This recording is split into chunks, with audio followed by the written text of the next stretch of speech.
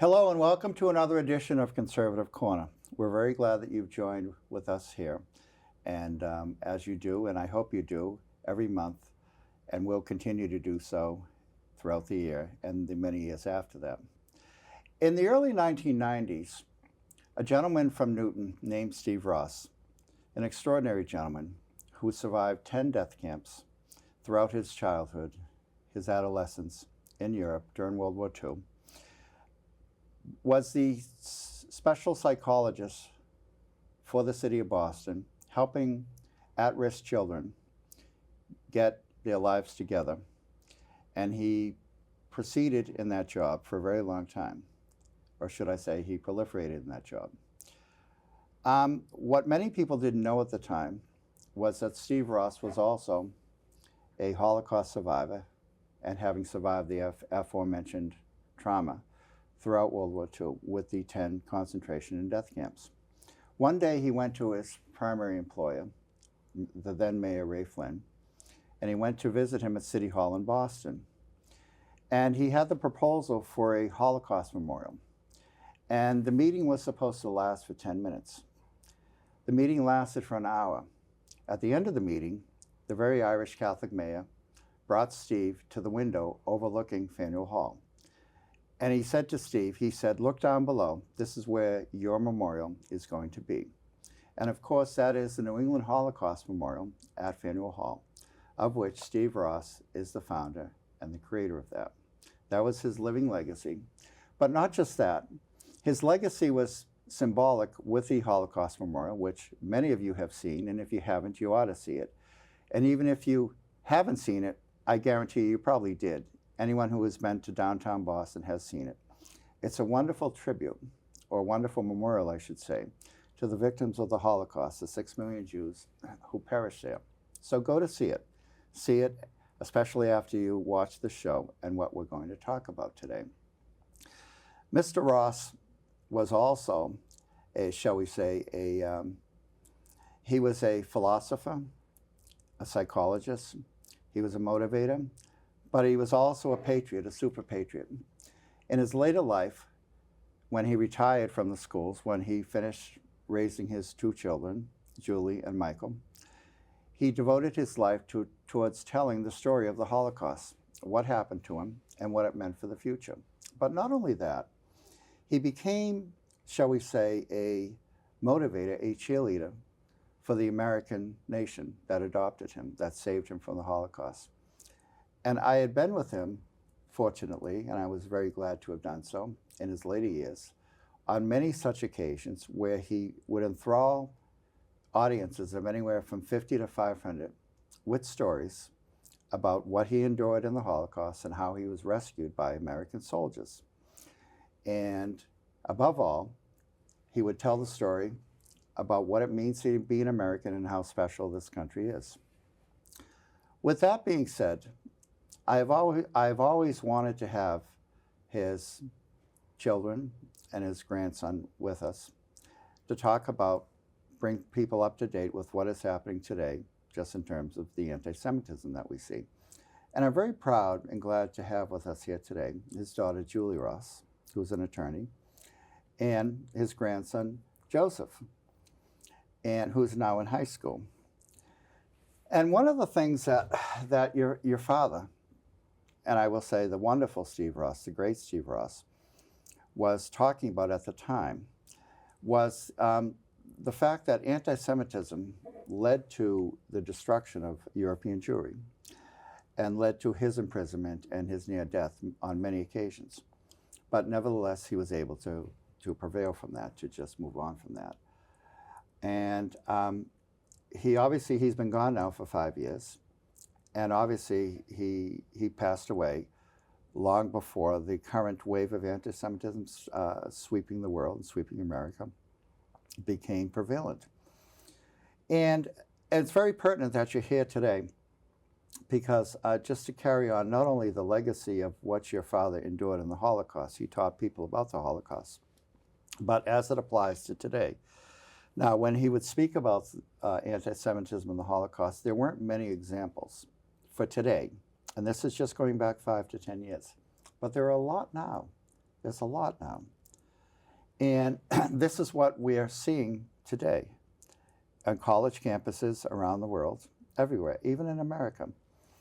What would your, if somehow we could resurrect your father and he were to see what was happening today, what do you think he would see and feel, Julie? Well, I want to thank you, Tom, for having us here today. And, it's an honor to be here and a privilege to be here. And thank you for your kind words about my father. I think he would be really disheartened, and I think he would feel one of the great things that happened since the Holocaust was the state of Israel becoming a state, and it's there for us now. And so as a Jew, we feel more protected and we feel more safe because of the state of Israel. But I know that my father would be very disheartened to see that there is so much hatred going on now, and there's just it's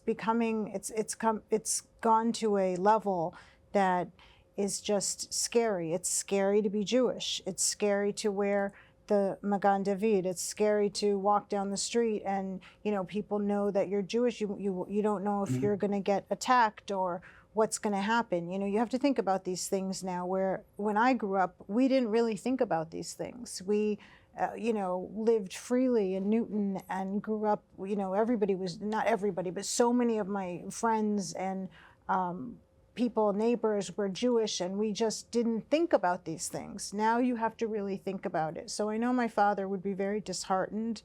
I think one positive, if you want to try to flip it to the positive, is that because it's happening, it's been cloaked. So there's been this sort of silent anti-Semitism that has been, prevalent and has been sort of existing behind the scenes for years, and it's everywhere.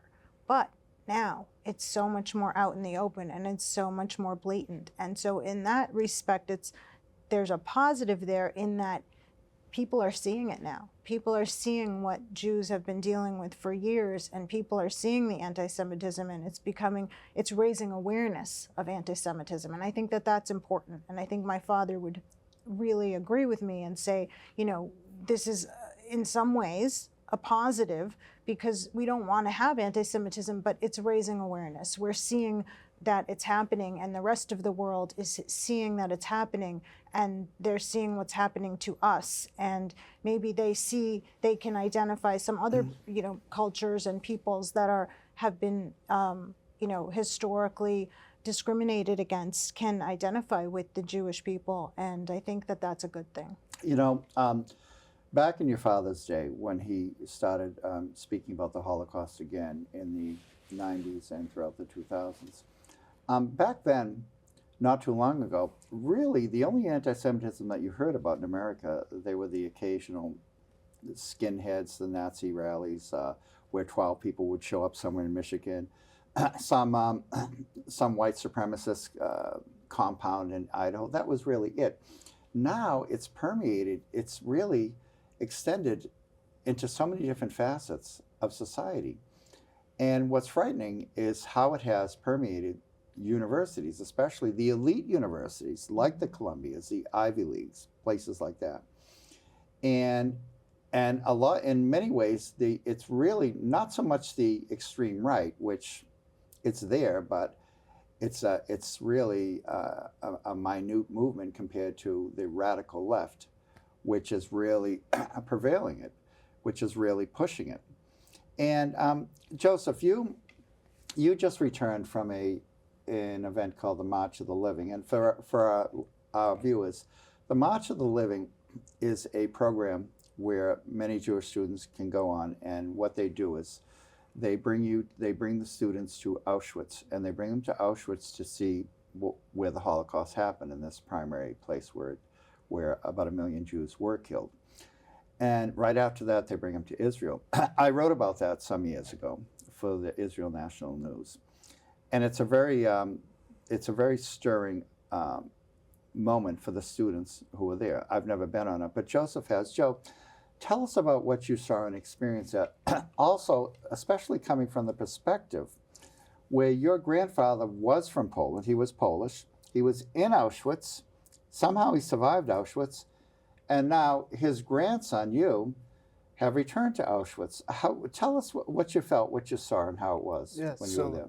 being the grandson of a Holocaust survivor, this trip really meant the world to me. To be able to see the place and experience how it felt to be in a place where my grandpa's whole family was killed.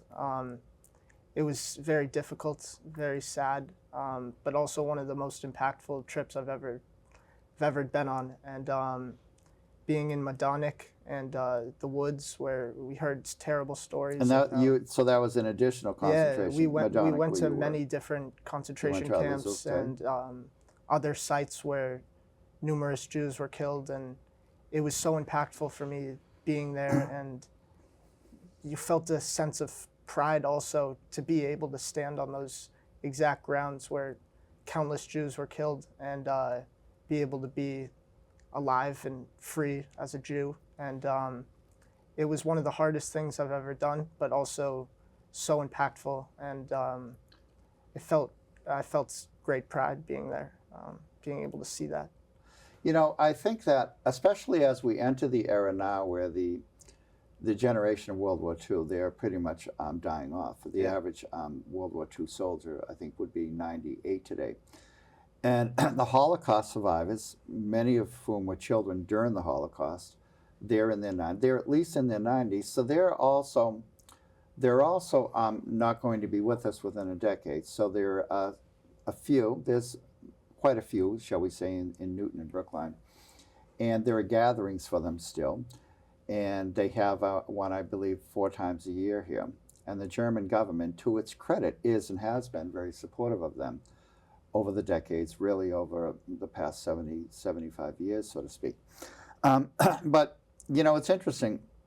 With the Holocaust survivors, I've met quite a few in my lifetime, and they came from really what I saw, especially as they grew older. They were in 2 different categories. The first category in that they kept everything internalized. They never spoke about it. The second were the ones who spoke about it and needed to speak about it. Now, your grandfather was shall we say, a town crier about it. And I mean that in a positive way. He would speak to any and all audiences to tell about the Holocaust, to tell the story about what happened to him and what happened to the Jews during the Holocaust. And he was able to put it in such a way that they understood it, even if he was able to bring them to that era and to speak about it in the first person. And as I mentioned, I've seen him speak to many such groups, and I was relating the story with you earlier, and I'll tell the audience. I remember at one such event where he was always at New England, always at Holocaust Memorial Day in April at the memorial in Faneuil Hall. And it's always a big event, and he wore the hat that he wore at Auschwitz and the camps. And then when the event had ended and the audience was dispersing, there was a busload of students, and they were milling about, and they seemed to be from an all-girls school. And I went to the director, and I asked him where he was from, and they said from Pennsylvania, it was some Christian academy. And I said, the founder of this memorial is here, and he would like to speak to the students. So of course he said yes. And so your grandfather spoke to the students, and in an abbreviated lecture, shall we say, brought to life or highlighted exactly what he experienced and what this memorial was all about and what he went through in about 15 minutes.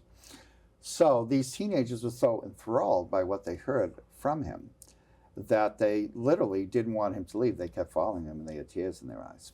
And I saw that on many such occasions. But again, this was an era when you could speak about the Holocaust in the past tense. You could speak about anti-Semitism in the past tense. And now, fast forward to what has happened today, we're literally in a different world.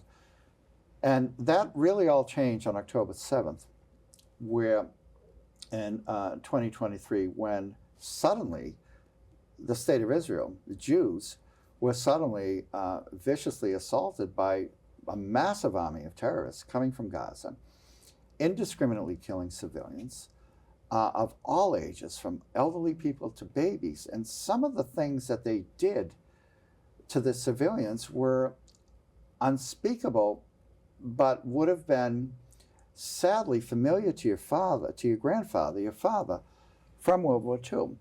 And it was almost a replica of what happened in World War II.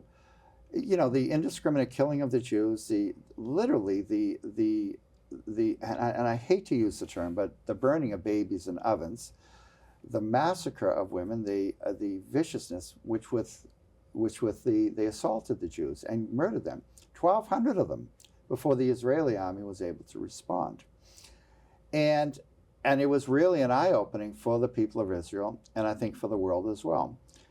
And I think that also where the Jewish community had its various factions, right, left, conservative, liberal, that those petty differences were thrown apart, or at least with me and from my perspective. And they banded together, because now there's this greater issue of anti-Semitism, which, as a result of that and Israel's counterattack against Gaza, basically to destroy the neo-Nazi Hamas, and the world many parts of the world just turned against Israel. And we're talking about nation states, South Africa. We're talking about reputable bodies, governing bodies in Europe, celebrities, government officials, call it what you will. And, you know, it's frightening, but it's all too familiar. And your father would have seen this as well. Your father would have seen this and understood it. But rather than my talk about it, I want to hear from you. You're the new generation. You're the new generation, and you're the grandson of one of the greatest advocates for Holocaust education. What do you think going into the future? You're 17 years old. What do you envision?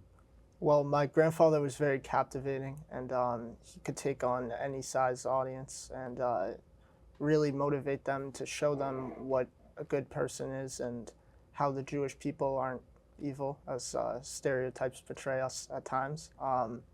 But he really inspired others, and as the third generation, I think it's our job to stand up against anti-Semitism, but that's also through demonstrating who we are as a people.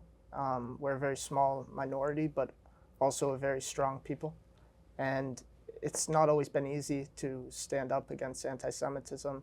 I've faced it numerous times in my life, but I think through showing who I am as a person and really combating that just by being the best that I can be and showing the morals that are strong within our community, I think that that's the only way to combat such a hatred is with love. And instead of turning towards like fighting or other bad things, like there's a lot of ways to go about it the wrong way. And the only thing we could do is just stand up and show the world why we're not a bad people.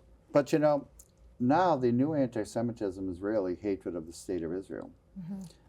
And it used to be just hatred of the Jews. Now it's hatred of the state of Israel. Mm-hmm. And call it what you will, the intifada, the world assault on the Jewish people, and especially emanating from the state of Israel. And you know, now we have a mayoral candidate in New York City who much of his life, his political life, has been devoted to basically adhering to the radical leftist ideology of hating Israel, of supporting the boycott, divestment movement against Israel, and demonizing the Jewish state. And he's running for mayor of New York, and he could actually win. He could actually win. And this in the most Jewish city in the Western Hemisphere. And that's frightening. It will be frightening if he does win. I hope to God he doesn't. And both sides, mostly, but Republicans are certainly against him, and most of the Democrats are too, because they see what a travesty this is. So the point is, and now he's trying to backtrack on his anti-Semitic, anti-Israel positions. But you know, your father this would have been familiar to him, because he saw that he saw that, I'm sure, from Poland in the 30s, where you had politicians just talk about demonizing the Jews, demonizing Israel, or not Israel at the time, but really going against it and using the Jews then as a scapegoat, to today Israel as a scapegoat. And this is happening in America. Now, obviously, we like to think this is an isolated case, but we don't know. We don't know. What we do know is that we have to be all the more vigilant and all the more proactive to see how this will materialize. What do you think of that, Julie? I think it's really important to educate people about what, as Joseph said, who we are as a people, but also to educate about what hatred can do. And so the memorial is just one piece of that. And right now there is being built a museum in Boston. It's going to be called Holocaust Museum Boston, and its primary mission is going to be to educate about hatred. And they're going to have schools come and people come and from all over the world, and they're going to host events, and their entire mission is going to be education. And education is so important because and it is scary. It is scary to think that there are politicians out there that are voicing their dislike, or I want to say hatred, but dislike for the Jewish people. The Jewish people have from time immemorial been scapegoats. Everybody has, over the years, we've been scapegoats. And there's been anti-Semitism is nothing new. And my father would say that too. He would say it's nothing new, but he would say he always wanted to have a museum. He wasn't content to just stop with the memorial. The memorial was something that was so important to him, but education was so important to him. And he said, education is what people need. Education is what will get people to understand what hatred can do. But, no, go on, please. That's what his whole mission was. That's why he went and spoke and lectured and met with people, and always would tell his eyewitness testimony. And he would say to me and to Michael and to Joseph, you must bear witness. When I'm no longer here, you have to bear witness. This is your obligation. As a child of a survivor, as a grandchild of a survivor, you have to bear witness and tell the world what happened during the Holocaust. Because while it was, a little over 70 years ago, some people have forgotten about it. Some people don't even know about the Holocaust. And so, there are many schools and towns and cities where people don't even know what the Holocaust is. And so it's not that remote in history. So this is why I think education is so important. And I know my father would agree with that. It is, but, in Europe for many years, for decades now, it's not unusual in France, Belgium, Holland to see armed guards, visible guards, policemen with machine guns guarding synagogues and other Jewish buildings, shall we say. And I don't know if we're going to approach that soon, if we're going to get to that point soon here in America. I know that it's getting to the point where now Jewish community centers are being guarded by not blatant guards like that. They, shall we say, undercover guards who are carrying weapons. But you mentioned the new Holocaust Museum, and I know you were there, you spoke. Yes, sir. Now, what happened there was something very unique in that it wasn't publicized. It wasn't publicized, and the extended Jewish community didn't know about it. And this was because of the fear, I think, of anti-Semitism, of people converging on that, nefarious characters, to do whatever they would do. And it's a well-founded fear, because this is the new era that we live in. It's sad, but I think that it's a new reality. Just on a side note, for example, my daughter, she's in Italy now. And I told her, I said, she wears a Magen David, Star of David, like you do. And I said, leave it at home. Don't identify yourself. Don't be like a billboard advertising that you're Jewish. You're going to Italy, which is okay. but still, you're going to Europe, you're not in America or Israel anymore. And I said, just be careful out there. Again, this is to the point where you have to be leery, shall we say, about appearing to be Jewish in the outer world. Now, again, like your father, I'm very optimistic about America. I can't picture that being the case here. But maybe I'm naive. And I think that if he were here, he would be more of a realist and to bring me back to reality and maybe to bring us back to reality because he's seen it before. You know, prior to the Holocaust, there were the Cossacks. In Russia, there was the Inquisition, and we can go back to the Middle Ages, and it just goes back a long way. In every generation, as the Bible says, they come to destroy us. And this was obviously happening with what was occurring in Iran. I actually wrote a column about that about a month ago, talking about how Israel has saved the Jewish people from a second Holocaust. Yes, the Holocaust was horrible, but the worst Holocaust could befall the Jewish people would have been the annihilation of the Jewish state, 7 million, up to 10 million Jews. That's not going to happen because of what Israel and the U.S. have done. But again, it's the same mindset, the destruction of the Jewish people, which Hitler began, which they want to continue from Iran. And this is the problem. This is why Iran had to be dealt with harshly, and they have been. And hopefully they won't be able to raise their head again. But you know, who will be next? What nation will be next? What entity will be next? It's That's not the just problem. Iran. There's a whole Certainly. group of countries and religions that just want the destruction of the state of Israel and want death to all Jews. Death to Israel and death to America is what that's their ideology. And that is very scary. That is Exactly. very And scary. It's interesting how in America they're largely supported, and you see people using the term genocide and throwing it around, that Israel is committing genocide. Yes, which is a and- lie. Which is obviously a blatant lie, but it's almost ridiculous to me to see that when people the government of those countries are preaching the ideology of death to America, death to Jews. You heard Hamas say these things, and people expect Israel to not respond, to have. I'm very humanitarian, but there's things that need to be done at times, and it's very sad to see this in our country. You know, surveys have indicated that the American people are very pro-Israel, but the younger people are not. And this is disturbing. And you're obviously the future. You're able to, through your own life's experience, to tell people what happened and to really carry on the legacy of your grandfather, the great Steve Ross. And I will never get tired of saying that. This is the fastest 30 minutes in talk cable talk news, and we're very glad that you came. Thank We're you very for glad having to have us. you here.